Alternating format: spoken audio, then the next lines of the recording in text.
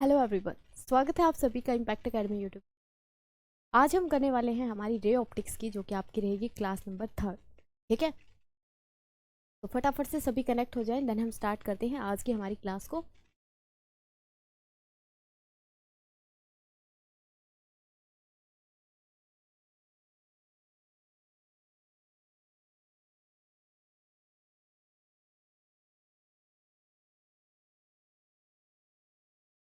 चलिए देखते हैं नेक्स्ट क्वेश्चन जो हम कर रहे थे उन्हीं को कंटिन्यू करते हैं। ठीक है, क्वेश्चन नंबर 8 है आपके पास।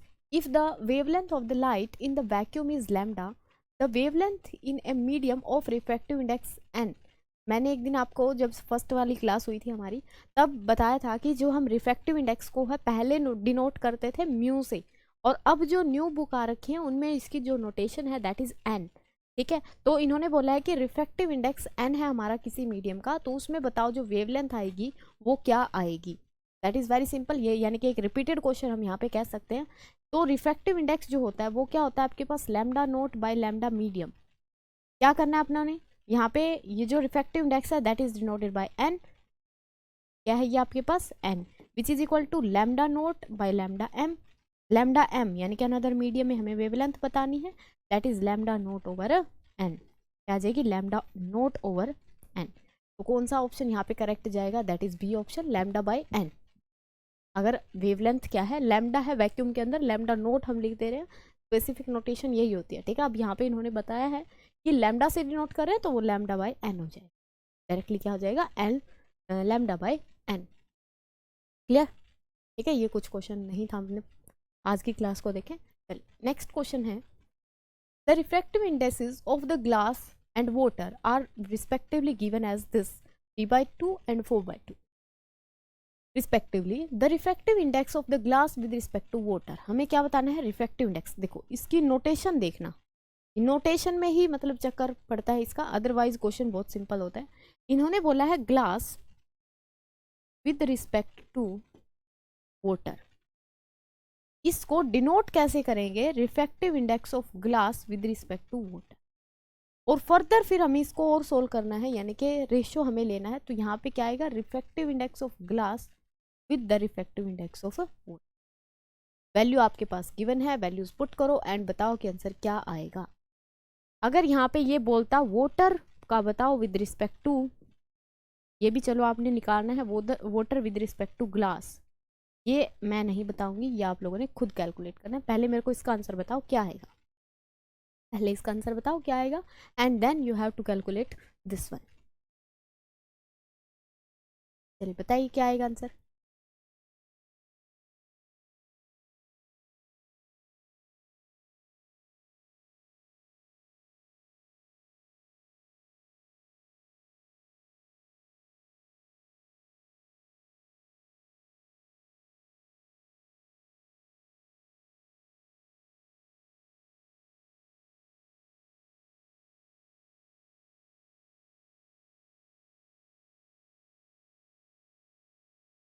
हाँ जी, क्या है आंसर, देखो यहाँ पे हमें जो क्वेश्चन में गिवन था that is the refractive indexes of glass.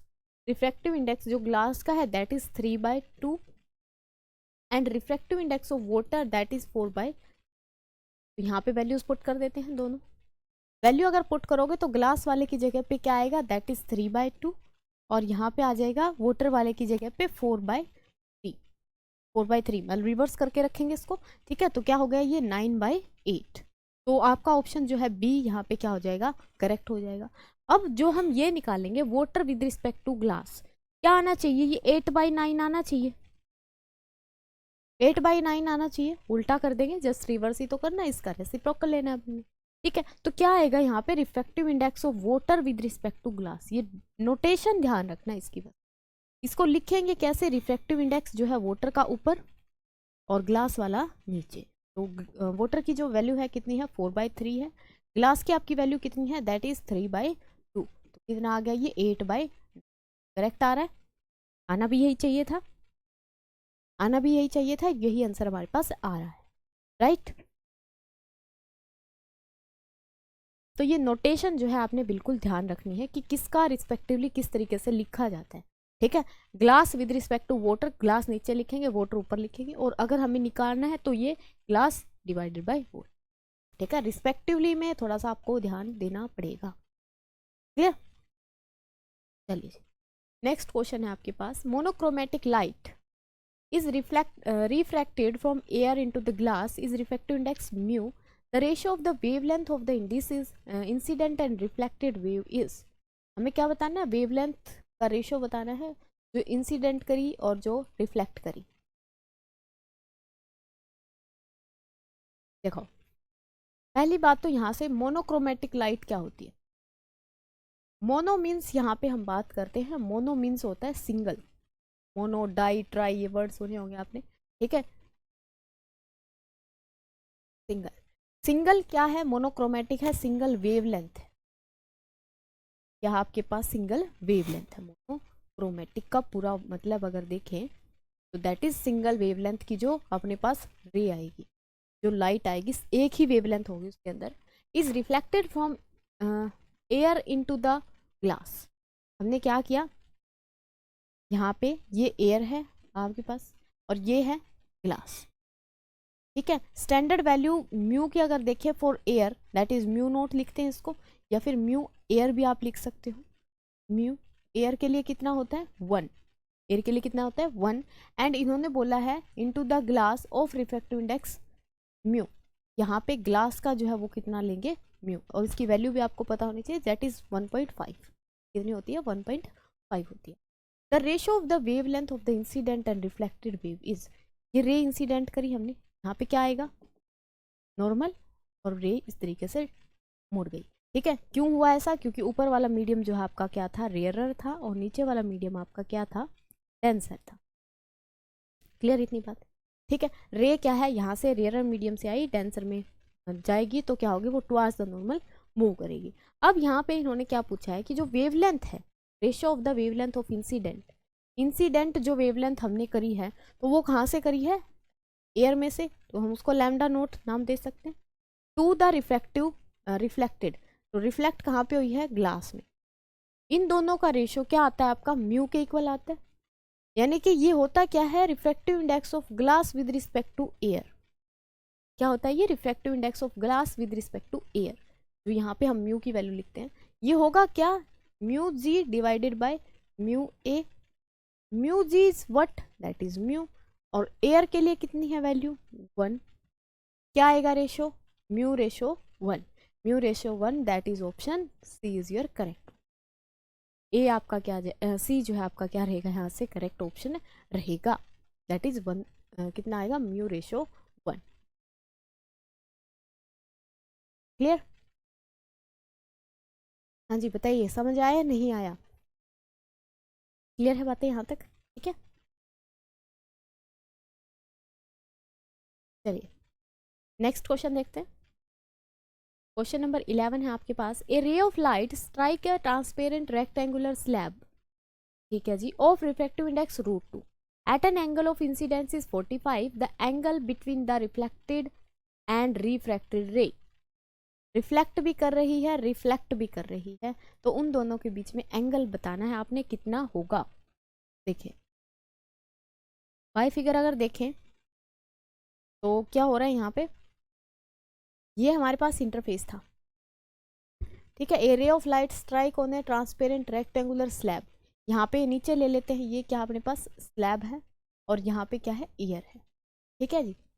Slab का जो रिफ्रैक्टिव इंडेक्स है म्यू, स्लैब का कितना है दैट इज √2 है, at an angle of incidence is 45, क्या किया इन्होंने 45 डिग्री पे एंगल पे ये इंसिडेंट करवाए। अब 45 पे ये डालेंगे तो हमारे पास जो नॉर्मल है ये एंगल नॉर्मल के साथ ही गिवन होता है, ये जो एंगल यहाँ पे गिवन है ये 45 किसके साथ गिवन है, ये नॉर्मल के साथ, दैट इज ये एंगल कितना है 45 डिग्री। अब ये कह रहा है angle between the reflected and refracted रे कितना होगा वो आपने बताना, रिफ्लेक्टेड एंड रिफ्रैक्टेड रे के बीच में एंगल कितना होगा वो आप लोगों ने बताना। देखो क्या करेगी रे यहाँ से, अगर प्रॉपर रिफ्रैक्शन है, ये क्या है प्रॉपर रिफ्लेक्शन अगर है तो रे यहाँ से आएगी और यहाँ से तरीके से मुड़, दूसरी जो रे आएगी आपके पास that is towards the normal जाएगी, क्योंकि एयर के कंपैरिजन में ये मीडियम क्या है, लिटिल बिट डेंसर है। ठीक है, क्या होगा, डेंसर होगा। अच्छा जी, यहाँ तक की बातें क्लियर है। अब अगर ये प्रॉपरली रिफ्लेक्ट कर रही है तो ये एंगल कितना होना चाहिए आपके पास, 45। कितना होना चाहिए, 45 होना चाहिए। रिफ्लेक्टेड एंड रिफ्रैक्टेड रे के बीच में हमें बताना है एंगल कितना होगा।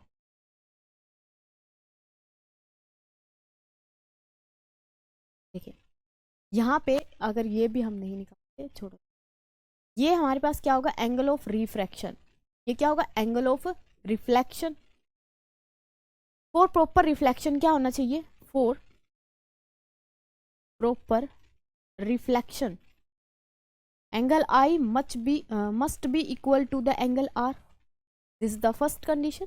क्या एंगल आई आपका एंगल आर के बराबर होना चाहिए। एंगल आई किसके बराबर है जी, 45 के, तो एंगल आर भी आपका क्या होना चाहिए, 45 होना चाहिए। That is for the reflection condition के लिए आएगी ये बात, रिफ्लेक्शन के लिए। तो ये आपका एंगल कितना होगा, 45 डिग्री होगा। अच्छा जी, फॉर प्रॉपर रिफ्रैक्शन क्या थी कंडीशन, स्नेल्स लॉ। क्या थी कंडीशन, स्नेल्स लॉ। और स्नेल्स लॉ आपका क्या कहता है, स्नेल्स लॉ से that sine of I to the angle sine of R ratio हमेशा आएगा म्यू के इक्वल। म्यू क्या है, ये refractive index of second with respect to first, that is slab with respect to air, slab with respect to air, ऐसे ही है ये। इसको क्या लिखेंगे हम, refractive index of slab to the refractive index of air, that is slab का कितना था रिफ्रैक्टिव इंडेक्स, दैट इज √2। कितना था, √2। नीचे क्या आ जाएगा, 1, क्योंकि एयर के लिए वैल्यू कितनी होगी, 1 होगी। रिफ्रैक्टिव इंडेक्स की वैल्यू कितनी होगी, 1 होगी। अच्छा जी, यहाँ से इस चीज़ को सोल्व करते हैं। इसको अगर हम सोल्व करें तो क्या मिलेगा हमें, that is sine i. Sine i कितना था आपका, 45। नीचे क्या है, sine are. Sine r angle of refraction, angle of refraction. ठीक है, ये किसके इक्वल आ रहा है आपका, √2 के इक्वल आ रहा है। कितना आ रहा है, √2 आ रहा है। तो साइन आर को इधर लेके जाओ, इसको इधर लेके आओ। Sine 45, what is the value of sine 45, that is, हाँ जी, कितनी होगी वैल्यू, 1/√2 और 1/2।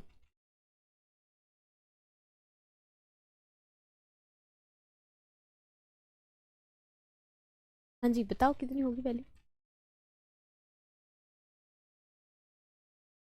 साइन की वैल्यू 45 पे कितनी होगी।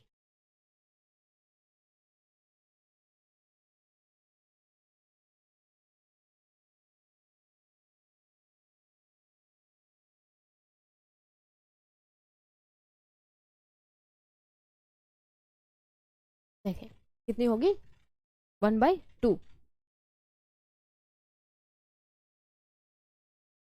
अगर ये 1/2 है यहाँ से,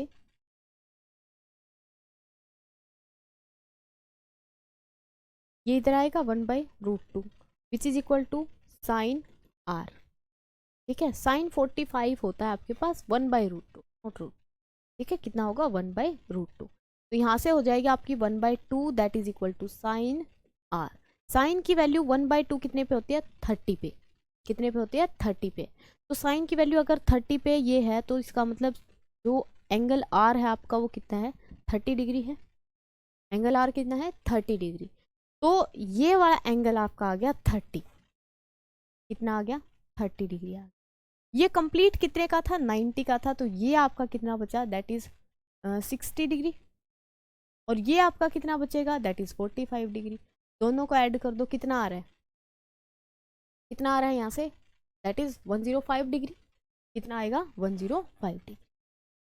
ठीक है, तो इस तरीके से आपने एंगल को यहाँ पे फाइंड आउट कर, समझ आया, समझ आया नहीं आया।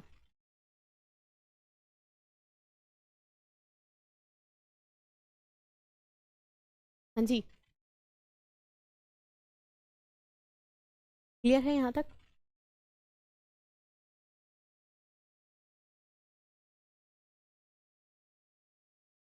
नोट करिए इसको फटाफट।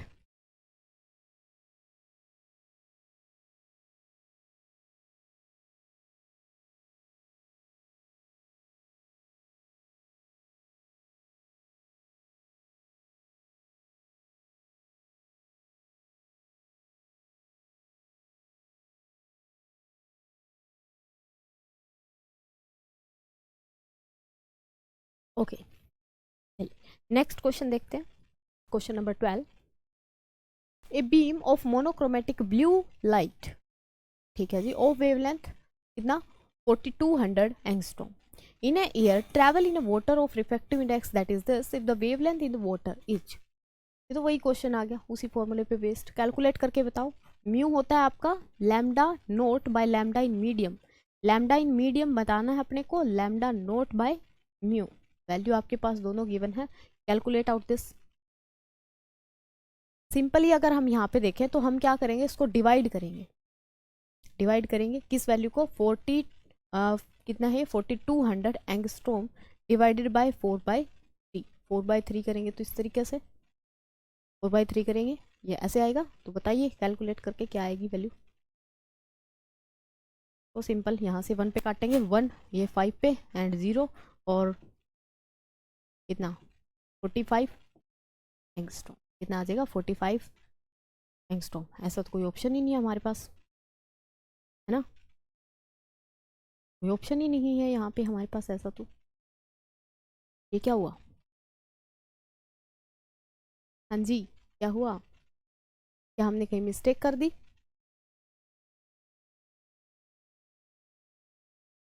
क्या क्या हुआ, ऑप्शन मैच नहीं कर रहा।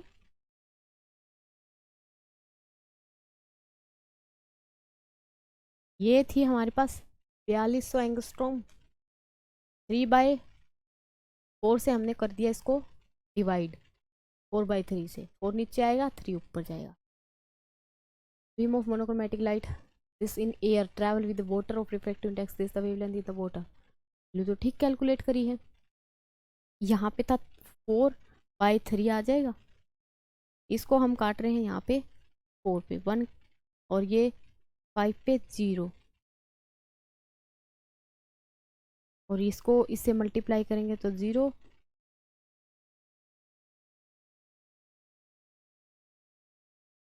यही आ रहा 450 आएगा इवन, ये तो है ना, कितना आएगा 450।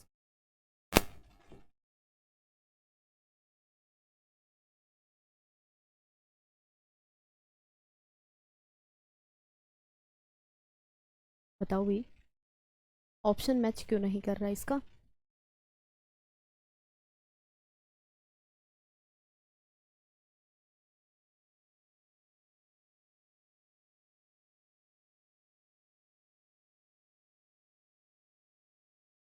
मल्टीप्लाई करेंगे यहाँ पे हम इसके साथ, इसकी 15 5 1 3 की 1 के साथ एंड 1 ऐड, सिंपल 45 ही होगा ये, ठीक है, यही आएगा भी आंसर। ओके तो यहाँ पे ये फॉर्मूला आपने ध्यान रखना है, ऊपर हम एयर का लेंगे, नीचे किसी दूसरे मीडियम के लिए, ठीक है। अब ये यहाँ पे जो रिफ्रैक्टिव इंडेक्स हम यहाँ से वैल्यू अगर निकाले तो ये कितना आएगा, दैट इज ये है 4/3, है ना, 4/3। इसको मैं सोल्व करूँ तो ये आएगा 1 पॉइंट कितना बचेगा 3, 1.33। वैल्यू तो वोटर के लिए ही है, वैल्यू तो आपकी वोटर के लिए ही जा रही है, ठीक है। फिर मिस्टेक कहाँ हो गया, यस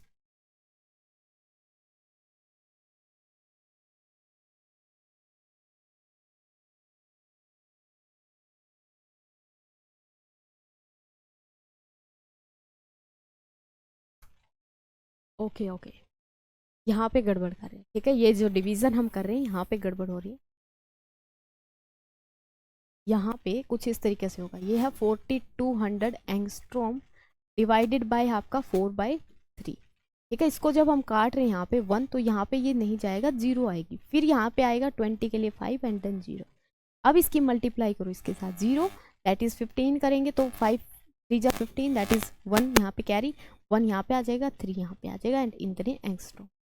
अब ठीक है ना, तो आपका आंसर कौन सा रहेगा यहाँ से, जो है डी ऑप्शन आपका करेक्ट रहेगा, 3650 एंगस्ट्रॉम। क्लियर।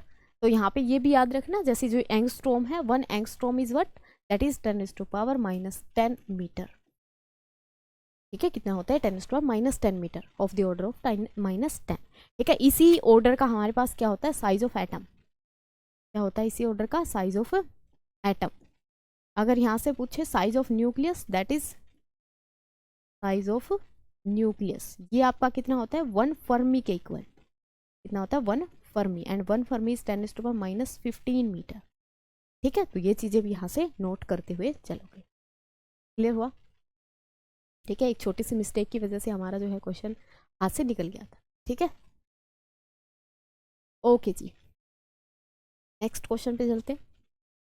क्वेश्चन नंबर 13 है, ए ट्रांसपेरेंट क्यूब है आपके पास 15 सेंटीमीटर एज का, contain a small air bubble if the transparent depth when viewed through one face is 6 centimeter and when viewed through the opposite face it is 4 centimeter, then the refractive index of the material of the cube।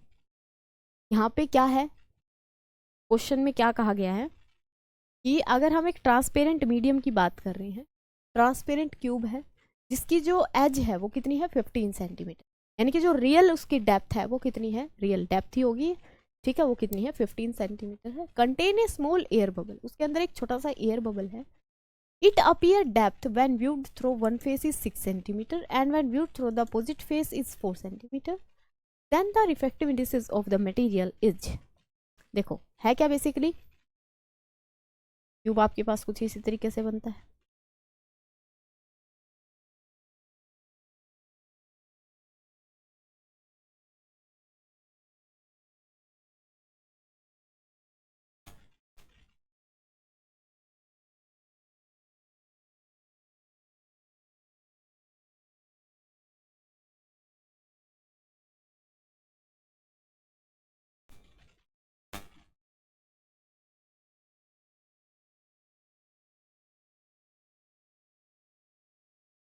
ये है आपके पास एक cube. ठीक है, इस cube के अंदर यहाँ पे एक छोटा सा बबल है, क्या है, एयर बबल है यहाँ। अगर हम इस फेस से देखते हैं तो इसकी जो डेप्थ है अपने को वो दिखती है 6 सेंटीमीटर। इसी के अपोजिट फेस, इसका अपोजिट फेस ये वाला होगा। ठीक है, यहां से अगर देखते हैं तो अपने को दिखती है ये 4 सेंटीमीटर। एक्चुअल में जो इसकी डेप्थ है वो कितनी है 15 सेंटीमीटर, क्योंकि नीचे ही मिलेगा। एक्चुअल में कितनी है 15 सेंटीमीटर। तो बताओ यहाँ पे जो रिफ्रैक्टिव इंडेक्स है मटेरियल का वो कितना होगा, कितना होगा। तो अपरेंट डेप्थ क्या है,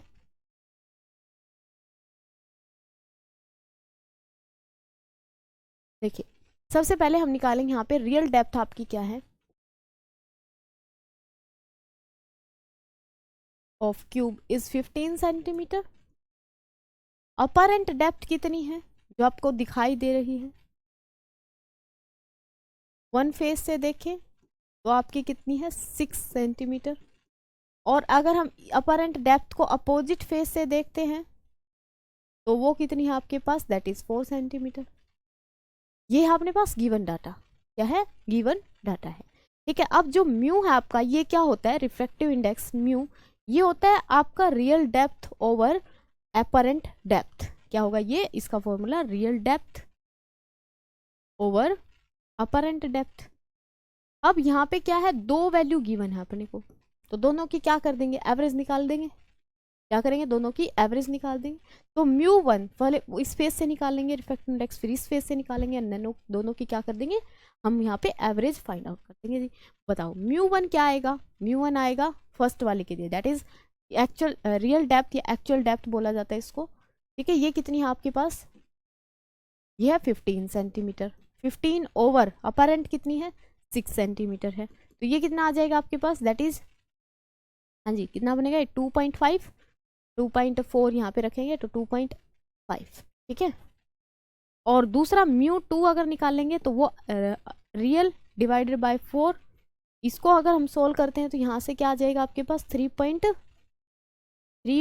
यहाँ पे जाएगा 3 12 3 बचेंगे 7 5। ठीक है, हमें निकालना है म्यू एक्चुअल, तो क्या आ जाएगा μ1 प्लस μ2 डिवाइडेड बाय 2। हाँ जी, दोनों को ऐड कर दो एंड क्या कर दो 2 से डिवाइड कर दो।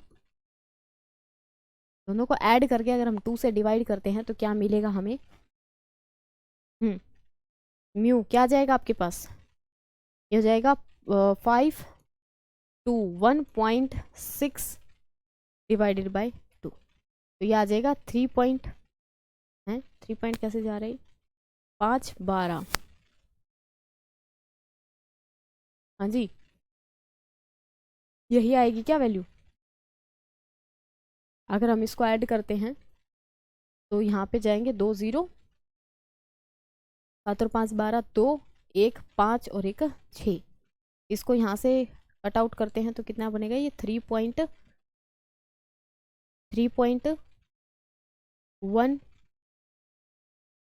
2।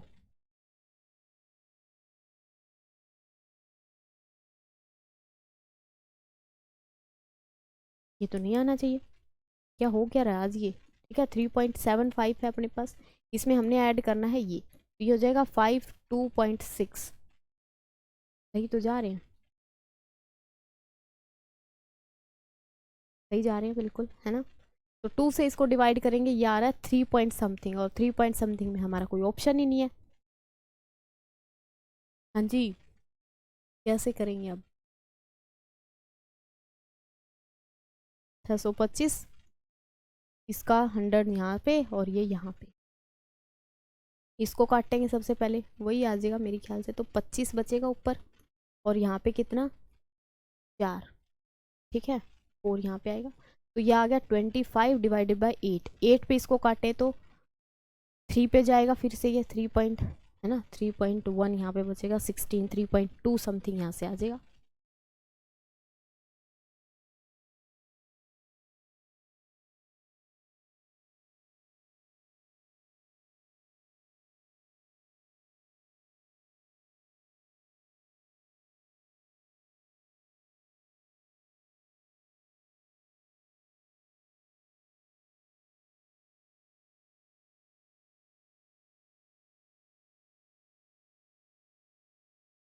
आ क्यों नहीं रहा अपना?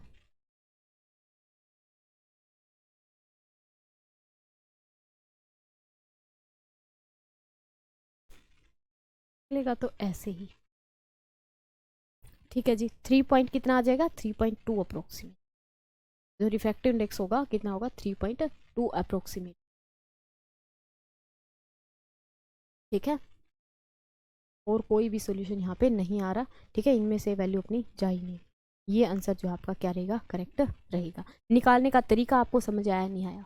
कि हमारे पास दो अगर अपरेंट और रियल करके दे रखे हैं, मतलब 2 वैल्यू दे रखी है, 3 वैल्यू दे रखी है, तो हम क्या करेंगे वहाँ पे? पहले जो एक्चुअल फॉर्मूला है हमारा रियल बाय अपरेंट वाला, वो लगा के रिफ्रैक्टिव इंडेक्स की वैल्यू निकाल लेंगे।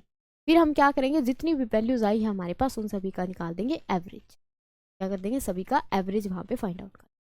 ठीक है, तो हमारे पास जो नेट वैल्यू आएगी, जो नेट रिफ्रैक्टिव इंडेक्स आएगा, वो फाइनल हो।